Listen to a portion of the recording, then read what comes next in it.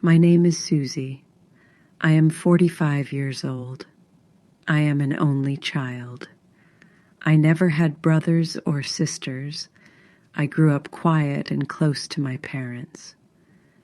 But my life changed completely 15 years ago. It changed because of my baby girl. Her name was Emma. She was only 5 months old when they took her away. At that time, I lived with my husband and his parents. They never liked me. They said I was not good enough for their son. They wanted control of everything. When my husband died in an accident, their anger became worse. I was alone. One day while I was working, my mother-in-law came to my house. When I returned home, my baby was gone. Her clothes, her toys, everything disappeared. The next day, they told me, "Forget her. She has a better family now." They had given my baby to adoption without my permission, without my love.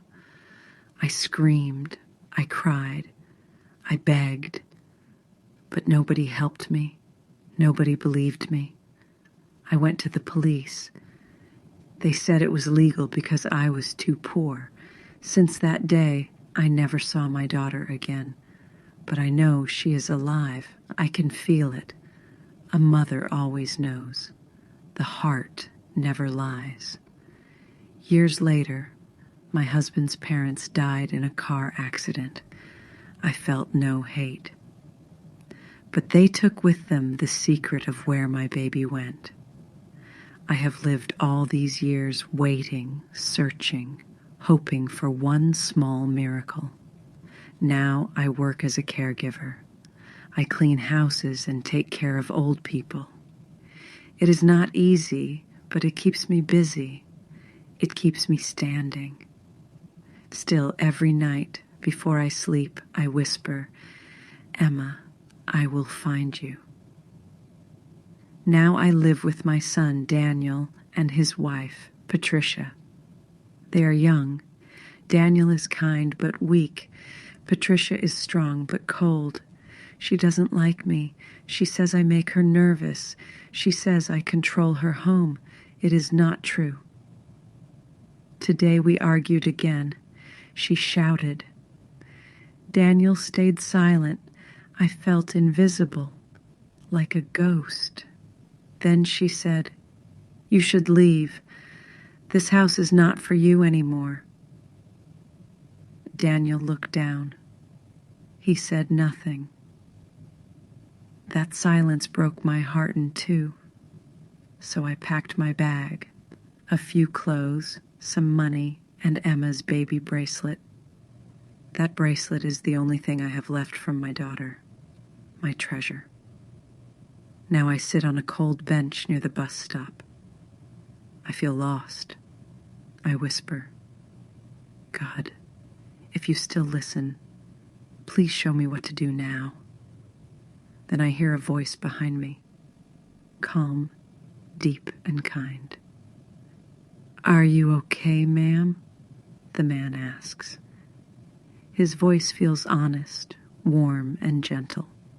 Something about his tone makes me feel safe, like hope is near again. Maybe this night will change my life forever. Maybe my prayer was finally heard. The man stands near the bench. He looks calm and patient, waiting for my answer. I tell him I am fine, but my voice shakes a little. He notices it. He says softly, "It's late. You should not stay here alone." I nod slowly. He offers me a cup of hot tea from a small paper cup. It smells good. I thank him. He smiles and sits beside me in silence. We don't talk for a while. The silence feels peaceful, not heavy like before. Then he says, "My name is Richard. I live a few streets from here." I tell him my name is Suzy. He repeats it, like it means something to him. He asks where I live. I don't want to say the truth, but I do. He listens carefully, not judging, not interrupting. His eyes show kindness and understanding. After a moment, he says, I know a place that needs a caregiver. My heart beats fast. A job means food, a bed, a reason to wake up. He gives me an address and says, go there tomorrow. Tell them I sent you. I thank him again. He leaves quietly, but his voice stays in my mind. That night, I sleep on a church bench. It is cold, but I feel peace. In the morning, I go to the address. It is a large house, clean and quiet. A young woman opens the door. Her name is Sophie. She looks surprised, but friendly. She says her father needs help because he works too much and forgets to rest. I tell her I was sent by a man named Richard. She smiles right away. She says, that's my father, so you must be the new caregiver. I freeze for a second. I didn't know Richard was her father. My heart races. She invites me in. She tells me her father is kind, but sometimes lonely. I nod and accept the job. It feels like a small light in my dark path. At lunch, Sophie asks about my life. I tell her a little, but not everything. She says, you remind me of someone I've never met. It's strange. I laugh softly, but inside, something moves in my heart. I don't understand why. That night, I help Richard organize his medicine. He looks at me and smiles. He says, thank you for being here. I say, thank you for finding me.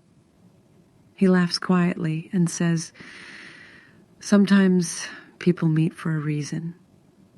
His words stay in my head long after he goes to sleep. When I go to my room, I open my bag and hold Emma's bracelet. I whisper, my little girl, maybe God is doing something I cannot see yet. For the first time in years, I sleep without fear, without crying. But when I wake up the next morning, something unexpected happens. I hear Richard and Sophie talking in the kitchen. They say my name. Richard says, she reminds me of someone from long ago. Sophie says, I know, Dad. I feel it too. It's strange, but I like her. I stop near the door. My heart beats hard. Why do they talk about me? Maybe it means nothing, or maybe everything is about to change again. Days pass, and I start to feel at peace in Richard's house. Sophie treats me kindly. She talks to me every morning while I make her breakfast. She tells me stories about her father. He raised her alone since she was a baby. I ask where her mother is. She says, she died when I was very young. Something inside me hurts when I hear that. I don't know why. Maybe because I lost my daughter too, or maybe because life repeats itself. Sometimes I help Richard with his papers. He likes to tell me about his company. He says he works hard, but doesn't care about money anymore. He says people are more important than success. I like how he thinks. He doesn't know I already knew he was rich. I found out by accident. One day, Sophie forgot her phone on the table. The screen showed a newspaper article. There was a photo of Richard with the title, Businessman of the Year. I froze. The man who helped me was not just kind. He was powerful. But he never told me. He wanted me to believe he was a simple man. That made me trust him even more. It showed me what real humility looks like. Sophie sometimes asks me strange questions. "Did you ever lose someone you loved?" she says. I smile sadly and say, "Yes, long ago. But I still have hope." She nods and says, "I feel the same. I always think something is missing." When she says that, I feel my heart shake. There is something familiar in her voice, her way of speaking, the way she touches my hand. It feels like something I knew before. One afternoon, while cleaning Richard's office, I see a small family photo. Sophie is a baby in his arms. I look at the date written on the back. My hands start shaking. It says the same year my daughter was born. I whisper, "No, it cannot be." But my heart says, yes, it could. I try to ignore it. I don't want to dream again. Dreams can break you. Still, the thought stays inside me. What if Sophie is my lost daughter? That night, I cannot sleep. I keep hearing her voice in my head. The next morning, Sophie gives me a small gift, a bracelet she found in her drawer. She says, "I had this since I was a baby, but I don't know where it came from." I freeze again. The bracelet looks exactly like the one I have in my bag. My heart almost stops. Could this be a coincidence? Or something more? I go to my room, close the door, and take out Emma's baby bracelet. They are the same small letters, the same word, Emma. I sit on the bed, shaking. Tears come without control. My whole body feels weak. Could Sophie really be my daughter? Or is life playing another trick on me? I don't know what to do. Should I tell Richard? Should I ask Sophie? What if I'm wrong? What if I destroy their peace for nothing? I hold both bracelets in my hands and pray again. God, help me see the truth. Then I hear footsteps outside my room. It's Richard. He knocks softly and says, "Suzy, can we talk? There's something I need to tell you." Richard stands at my door. His voice sounds calm, but I feel something different behind it. I open the door slowly. He looks at me with quiet eyes full of thoughts. He says, "Suzy, please sit. I need to tell you something important." My hands feel cold. My heart beats fast. I don't know if I'm ready. He sits down and says, "I didn't tell you everything about me." I stay silent. He continues, "I didn't want you to see me as a rich man." I nod slowly. I already knew, but I let him speak. He says, "I wanted you to know me for who I am, not what I have." His words touch me. They sound honest. They sound human. Then he looks down and whispers, "But that's not all. There's something else." I hold my breath. He takes a deep one and says, "My daughter is adopted." The world stops for a moment. I can hear only my heartbeat. He says, "I adopted Sophie when she was a baby. She was only 5 months old." My eyes fill with tears, but I try to hide them.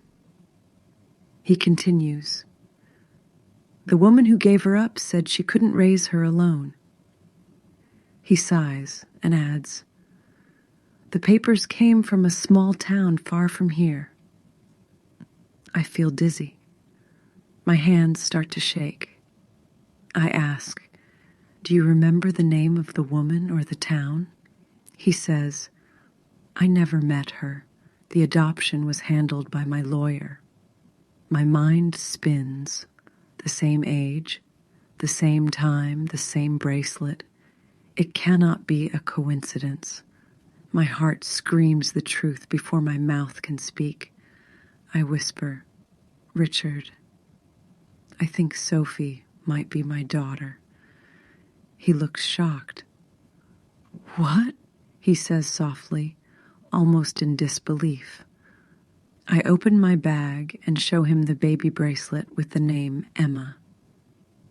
He takes it carefully, his eyes moving fast between the bracelet and my face. He says, "Sophie has the same one. She always kept it, but never knew why." We sit in silence. The air feels heavy, but full of meaning. He whispers, "Suzy, if this is true, it changes everything." Tears run down my face.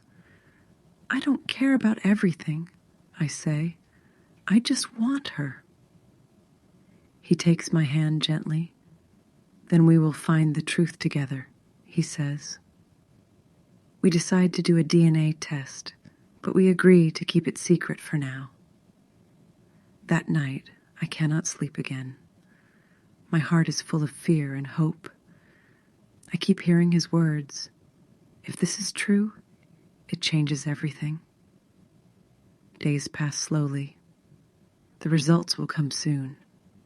I pray every hour, every minute. Then one morning, Richard comes into the room holding an envelope. His face looks serious. He says, "Suzy, the results are here." My legs feel weak. My hands start to tremble. He opens the envelope carefully. He reads in silence. His eyes fill with emotion. Then he looks at me. He whispers, "Suzy, it's true." I can't breathe. My knees bend. Tears fall. My baby, my Emma, is alive. But before I can say anything, Sophie walks in and asks, "What's going on?" Richard turns to her, speechless. My heart stops. It's time to tell her. Sophie stands at the door, confused. She looks at us and asks again, "What's going on?" Richard holds the paper in his hand. He looks at me, then at her. I take a deep breath. My voice shakes as I whisper, "Sophie, I need to tell you something." She looks worried. "Are you sick?" she asks. I shake my head slowly. "No, my dear," I say. "It's about who I am and who you are." Richard steps closer to her. He says, "Sophie, Suzy did a DNA test." Her eyes open wide.